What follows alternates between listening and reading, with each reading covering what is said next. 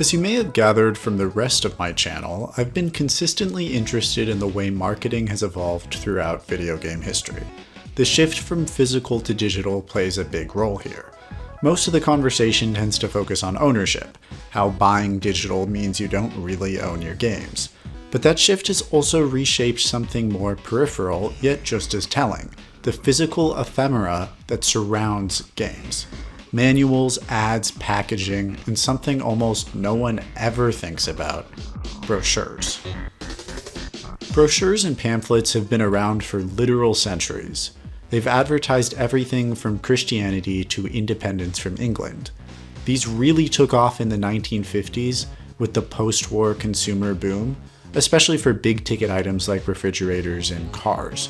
And sure enough, video games eventually found their way into that format. I've scanned a bunch of Nintendo brochures, ranging from 1985 to 2013, so while these certainly weren't exclusive to Nintendo, that's where I'm focusing, mainly because that's what I have access to. Video game brochures in general are rarely archived, and I do what I can to preserve and share what I found, but unfortunately that means I have a limited sample size. With that in mind, let's get to it. From their earliest steps into the US home console market, Nintendo used brochures to communicate with both consumers and retailers. At the 1985 Consumer Electronics Show, they distributed one promoting Rob the Robot and the NES, trying to convince skeptical retailers, notably not consumers, to take a gamble on a medium that had just crashed. The wording is direct: programmed to make you rich. An explosive TV ad campaign will pave the way for their invasion of New York in September. That's a pretty hard sell to store owners, and yet, funnily enough, only 2 test market commercials ever actually aired, and the system didn't launch until October.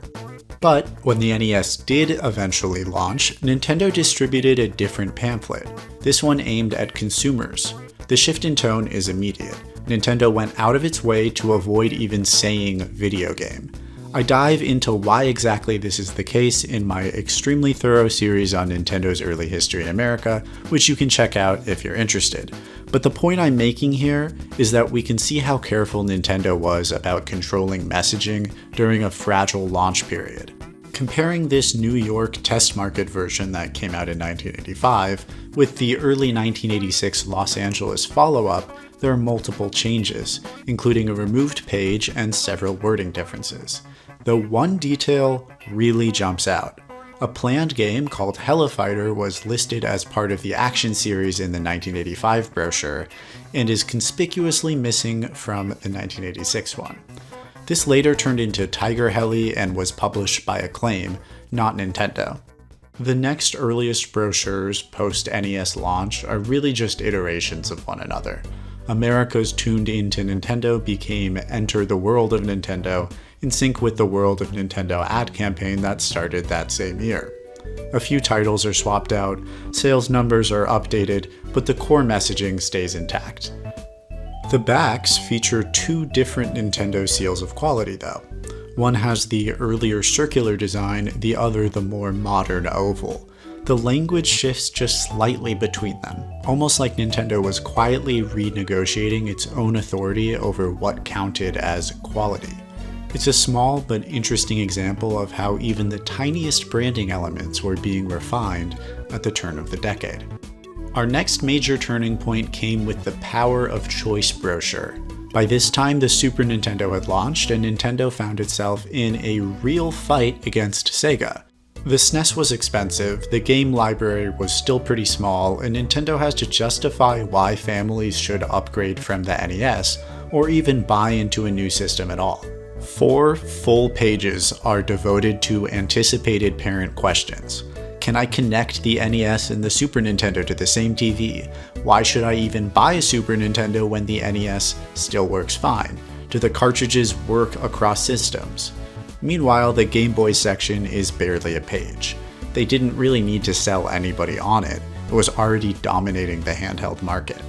What's interesting here is how comprehensive the responses are. Nintendo clearly understood that parents, the buyers of their products, needed reassurance.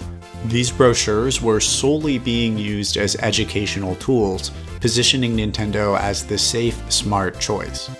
They even doubled down on this approach with a second nearly identical brochure from the same year. I guess someone at Nintendo thought the difference in layout or emphasis might sway a decision or two. All of this shifted dramatically by the mid-90s. Design got wild. We were now in the era of play it loud. These brochures explode with saturated backgrounds, chaotic typography, and slang pulled from the depths of the cool industrial complex. The messaging pivoted too. Suddenly, Nintendo wasn't speaking to parents. They were speaking to teens, and specifically trying to make buying a system feel like their choice. Not only did that help the brand age with its original fans, it also bet on teens to nag their parents instead of attempting to persuade them directly. This marketing shift was a direct reflection of some broader cultural shifts of the mid-90s. There was a move towards youth empowerment in media where brands began selling to kids who were becoming more expected to make their own choices. Nintendo leaned into that cultural wave, and these brochures are physical proof of that. Also, this blurry Kirby in the middle of Play It Loud will never fail to make me smile. The Virtual Boy brochure from 1995 goes even further into this absurdity. It's one of the only physical pieces of marketing that Nintendo ever created for the system, and its whole first half is occupied by slam poetry. I now present what Nintendo thought kids would find cool circa 1995. It came from a new dimension, a third dimension, a good dimension. For a moment, I became distracted. Then, as though magnetically attracted, the invention reacted, pulling me into the third dimension. Was this their intention? To crash my dimension? Thank you very much. And then the inside is populated by a bunch of red screenshots and even a game that never came out. What's interesting is how indistinguishable this feels from the slightly earlier Super Nintendo and Game Boy pamphlets. It's largely the same tone and the same visual DNA. A console that already confused people was promoted with the same exact personality as its better understood siblings. It reads like a complete failure of product differentiation. And that's another part where brochures matter, as signals of how well a company understood the moment it was in. When that signal gets scrambled, you can see the cracks before the product even hit the shelves. Getting into 1996, the N64 brochure feels a bit more grounded. The interior unfolds to mimic a 3D effect, an obvious nod to the system's core selling point. Visually, it's a midpoint between the extremes, neither kid-focused nor parent-pandering, but speaking to a mixed audience trying to understand 3D graphics and analog sticks. That balanced tone stuck around through the Game Boy camera, the Pocket, and even into the Game Boy Advance and GameCube era, but the energy had begun to drain. By the early 2000s, brochure design turned sterile. Corporate, clean fonts with minimal flair. It wasn't a new aesthetic so much as it was a retreat. Nintendo was struggling to define itself against Sony's PS2 and Microsoft's new Xbox. It still ruled the handheld world, but on the console side, the brand seemed unsure of what it was selling or who it was selling to, and it stopped relying on paper to make the pitch. Brochures faded in favor of in-store displays, in-person events, and digital outreach. The rise of the internet finished the job. Brochures became rare, and when they did show up, it was for very targeted reasons. This Tomodachi Life booklet, for instance, wasn't so much about marketing as it was about bundling coupon codes and download instructions for potential buyers. Thus, the physicality made it feel more like a logistical tool than as an ad. The physical paper was used because something physical had to be delivered, not because it was the most persuasive format. So, what did we learn from this pile of folded paper? On the customer-facing side, brochures were negotiations. They had to juggle audiences, technology, and culture, all in a maximum of 16 panels.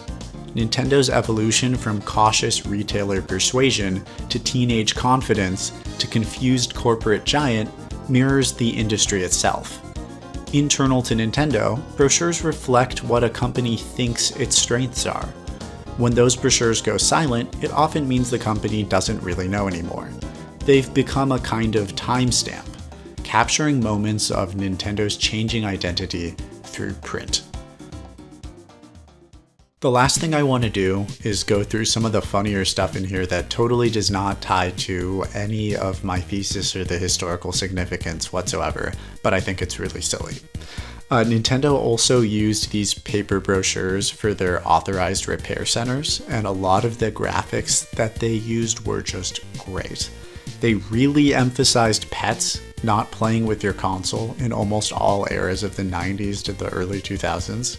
So I guess this was a big enough reason for customer repairs that they had to continuously include it in their brochures. Here they are calling Wario fat, which is sort of just mean. And this one has that stupid graphic of Diddy Kong pointing at nothing, and it's like he wandered in from a public bathroom, you know? Put on some damn pants, you monkey. As always, I've uploaded scans of all of these to my archive page if you want to dig through the full collection. There's a lot more in there than I could ever cover in one video of this size. And so yeah, I would recommend you go check it out. And I apologize for being gone for like a couple of weeks. I had mono and strep at the same time, and I couldn't really do anything. So yeah, but I'm back now. Thank God, I survived. And the question of the day isn't a question, it's a statement, and that statement of the day is ask me a question and I will answer it at the end of next week's video. A couple of them, a few of them, depending on how many questions I get. Anyways, thank you so much for watching. I will see you guys next time, and yeah, bye-bye.